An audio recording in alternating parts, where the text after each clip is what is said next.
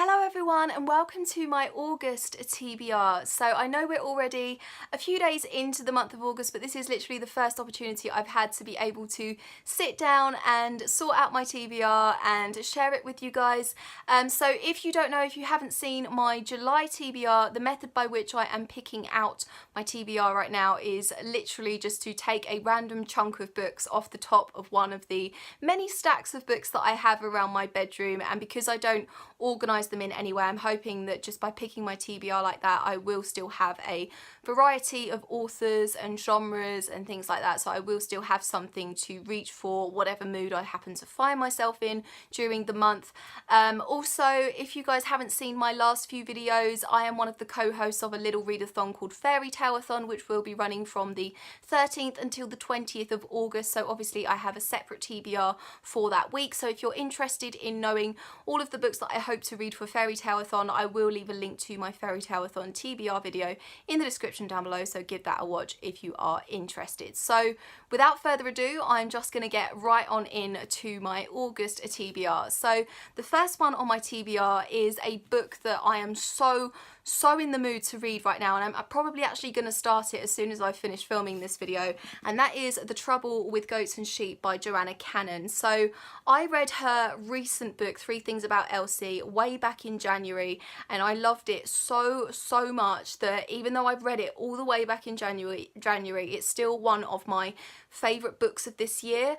Absolutely loved it, and this is her debut novel, which I haven't read yet and really need to. All I know about this is I think it's set in the middle of a really hot summer, which is really relevant to me right now in this country, summer 1976 I think, and it follows two young girls in this very close-knit community where a woman has gone missing, and these girls take it upon themselves to try and find out what happened to her. And I love stories like that. I love stories where kids turn detective and they start solving little local crimes and things like that. I just really love it. So yeah, I'm really hoping that I'm gonna love this as much as I loved Elsie, because I really loved that book. So yeah, really looking forward to this one.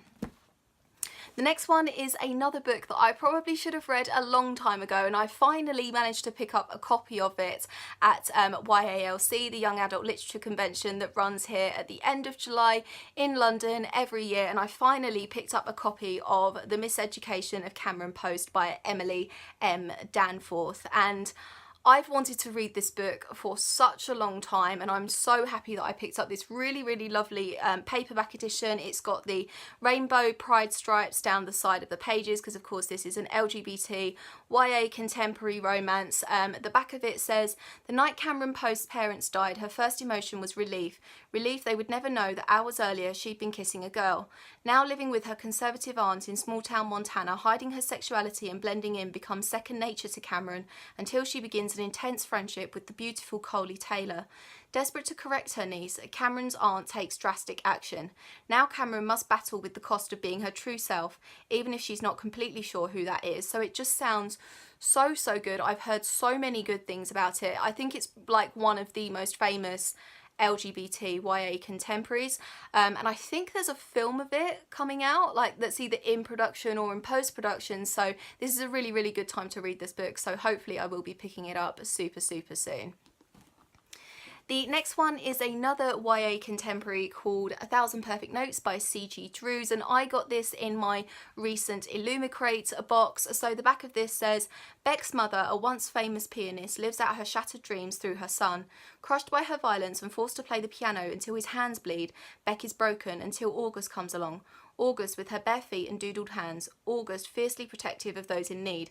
Can she help Beck unlock his own music and say all the things he's never said?" So it just sounds so dramatic and emotional and raw and painful, and I'm really hoping that I'm going to love this. I'm pretty sure I will, because it does definitely sound like my kind of thing. So yeah, really looking forward to this one.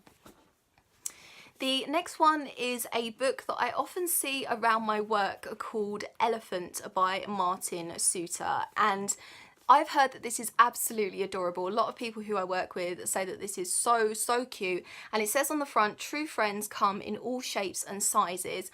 I don't want to read the blurb of this because I think it's the kind of book that I really need to go into and discover for myself. It sounds very weird what I do know about it though. I think it's about a guy who one day he wakes up and he sees this little pink elephant in his room, and I think as time goes by he kind of understands the meaning and the significance of this elephant and what it actually means, and I think he starts maybe like discovering things that he was missing in his life. And anyway, I think it becomes really, really relevant. You're like, oh my god, that's absolutely adorable at the end.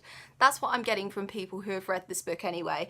So yeah, I'm really, really excited to get into it and see what I make of it, because it really does sound absolutely adorable. So yeah.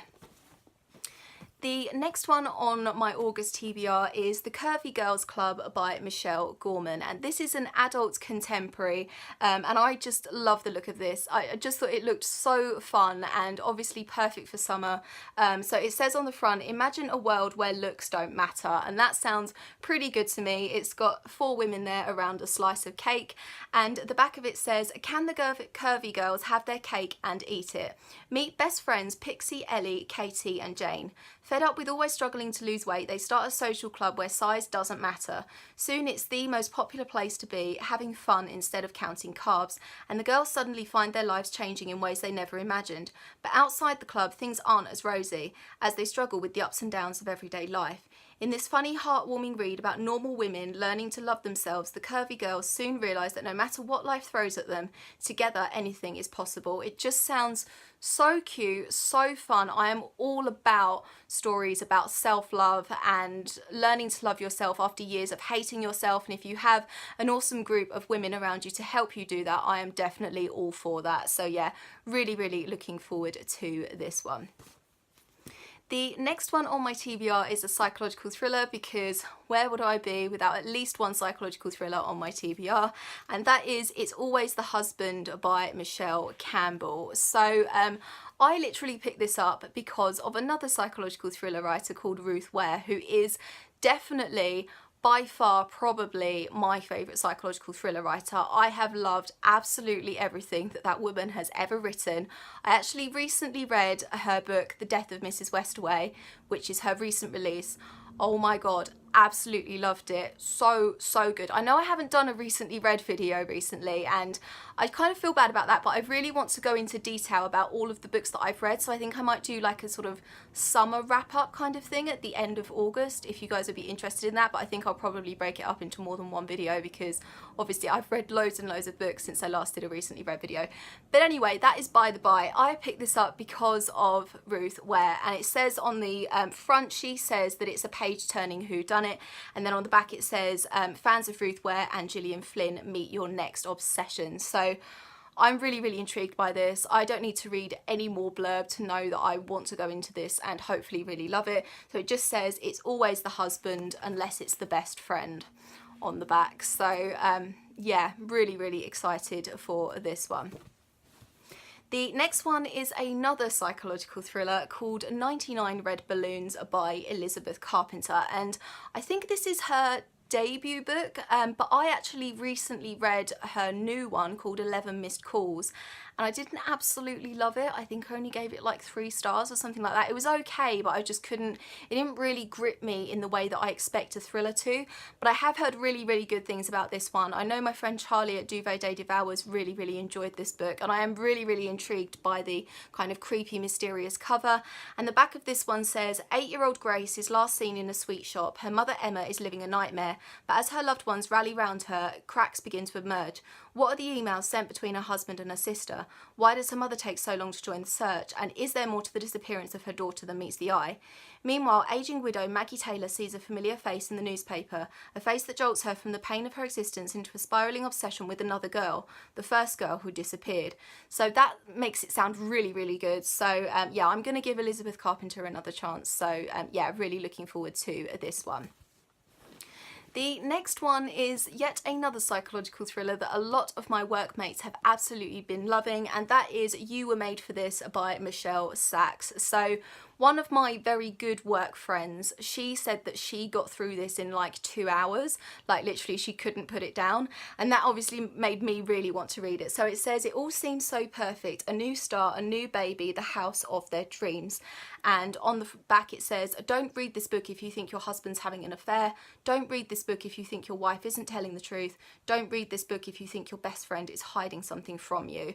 And I love the design of this book, and this is actually on the finished copy of this book as well. This is an ARC, but they've done it on the finished copy as well, where they've highlighted the letters READ and the word this, so it's like read this, and I just think that's so clever for the cover designers to have done with this book. So yeah, really looking forward to this, so hopefully I will fly through it just like my workmate did. So yeah. And the last book on my August TBR is definitely a book that you will probably have heard of, and you will probably already have a copy of it, and that is Eve of Man by Giovanna and Tom Fletcher. So Tom and Giovanna Fletcher are both authors in their own rights. They both write very different books. Tom Fletcher is a children's author, Giovanna Fletcher is a women's adult contemporary romance author. I've read books from both of them. I really loved Tom's Christmasaurus. I do have his book called The Creakers as well, which I haven't read yet, but I do have that. And I've read a few of Giovanna's adult contemporary romances as well, and I really enjoy her. She's one of my favourite, probably one of my favourite chick lit authors. But they are a husband and wife, in case you didn't know. Tom is also the frontman of McFly, if you didn't know that. Giovanna also has a mummy blog and mummy YouTube channel, I think, where they, obviously she shares like parenting tips, and their kids are in those videos and things like that. But they have written a YA dystopian together.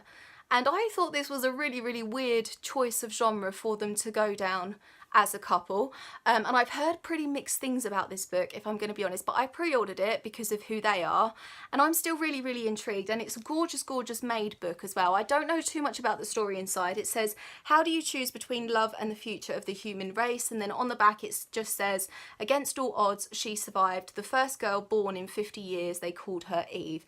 But it's a gorgeous book, and obviously I'm intrigued by it because of them. See, underneath it's got this kind of goldy labyrinth thing on the white cover, so I think that's really gorgeous. So yeah, I'm going to pick it up and give it a go. As I said, I have heard mixed things about it, but yeah, I'm still really intrigued, so hopefully I enjoy it. And that is it for my August TBR. What do you hope to read this month? Please let me know. One thing I wanted to ask you guys about, would you guys be interested in me doing videos where I read like the first chapter of a book? Possibly like upcoming books, or maybe I will let you guys choose whatever book you want me to read. If I own that book, I would be perfectly happy to read out a first chapter, maybe just to get you guys interested in that particular book. And it would almost be like, you know, those little sampler things that like come in bulk in subscription boxes and are at conventions and things like that. It would be like a booktube version, like me reading the first chapter to you guys of those. So if you guys would be interested in me doing a few videos like that, it would be like the most boring video to watch, but I guess like you could have it on in the background of you doing something else or whatever, just because I would love to do something like that, and I would love to kind of use that kind of platform to get you guys really excited about books that you really want to know about. So if you would be interested in me maybe reading like excerpts and first chapters of books, please let me know, and I will definitely think about doing some of those videos when I have more time to do them. So I think that's it for now. I will leave all of my social media down below as normal. I hope you're having an awesome day, and I will see you very soon for another video. Bye bye.